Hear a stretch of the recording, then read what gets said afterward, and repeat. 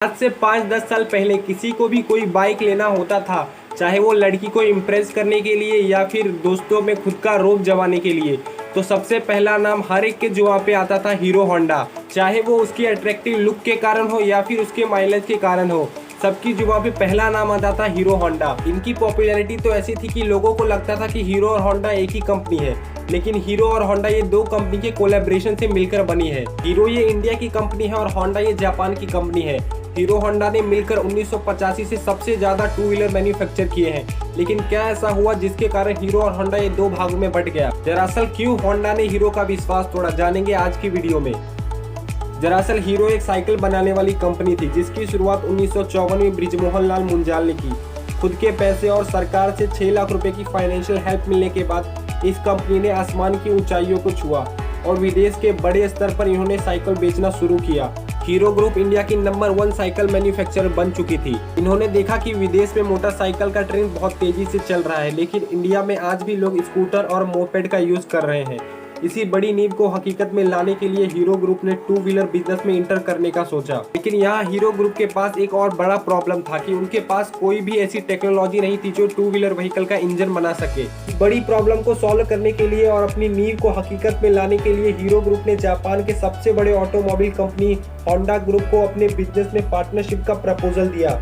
उस समय तक लिबरलाइजेशन पॉलिसी इंडिया में नहीं आई थी और किसी भी विदेशी बिजनेस को इंडिया में व्यापार करने की अनुमति नहीं दी गई थी, लेकिन इंडियन बिजनेसेस को विदेशी कंपनी के साथ प्रपोजल देने का अनुमति दिया गया था। ये मौका जापान के होंडा कंपनी के लिए बहुत ही अच्छा था। उन्होंने इस प्रपोजल को अपनाया, हीरो ग्रुप के साथ कोलैबोरेशन करके 1984 में hero Honda two wheeler company की शुरुआत की। उस प्रपोजल के समय उन्होंने कुछ एग्रीमेंट भी साइन किए थे, जैसे कि हीरो केवल बाइक के पार्ट्स ही बनाएगा और होंडा केवल इंजन का ही मैन्युफैक्चरिंग करेगा। और इसी के साथ उन्होंने एक एनओसी भी साइन की थी, जिसमें दोनों कंपनी ने यह कहा कि कभी भी वो एक दूसरे के खिलाफ कोई भी बाइक लॉन्च नहीं करेंगे। एग्रीमेंट के साइन होने के साथ ही हरियाणा के धारूड़ में उन्होंने अपना पहला प्लांट स्थापित किया। 13 अप्रैल 1985 को हीरो होंडा ने अपनी पहली बाइक लॉन्च की CD100, जो कि बाजार में उतरते ही उन्होंने धमाका मचा दिया।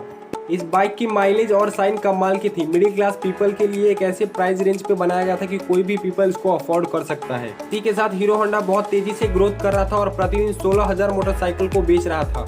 उसी समय जापानी करेंसी के मूल्य में उछाल आता है और हीरो होंडा के लिए उसके जितने भी स्पेयर पार्ट्स होते हैं जो कि वो जापान से लाता है, वो सारे महंगे हो जाते हैं, जिसके कारण हीरो होंडा को अपने बाइक्स अफोर्डेबल प्राइस पे बनाने में प्रॉब्लम आ रही थी और मार्केट में उसी समय तक कंपटीशन भी आ गया था।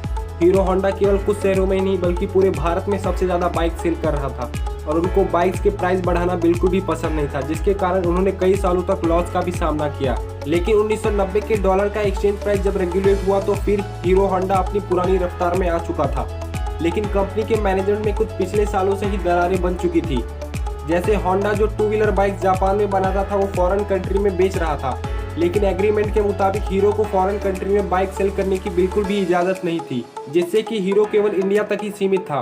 यहाँ तक तो फिर भी सब कुछ ठीक था, लेकिन जब 1999 में लिबरलाइजेशन पॉलिसी आई और सभी विदेशी कंपनियों को इंडिया में कंपनी खोलने की इजाज़त दी गई, तो होंडा ने एनओसी जो एग्रीमेंट साइन किया था उसके रूल्स को तोड़कर Honda motorcycle and scooter India company को लॉन्च किया और अलग से इंडिया में होंडा स्कूटर बनाने लगा, उसी प्राइस रेंज के साथ और उसी सारी क्वालिटी के साथ, जिससे इंडिया में हीरो की परेशानी और बढ़ गई और होंडा एक कॉम्पिटिटर की तरह साबित हुआ इंडियन मार्केट में।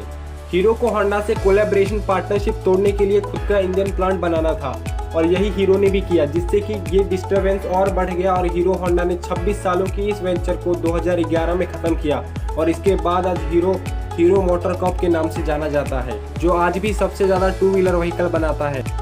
तो यहीं पर हीरो ग्रुप के चेयरमैन बृजमोहन लाल मुंजाल की एक बात कहता हूँ, सक्सेस की सबसे खास बात होती है कि वो मेहनत करने वालों पे फिदा हो जाती है और हर एक काम आसान होती है, बस केवल दिल के अंदर से आवाज़ आनी चाहिए।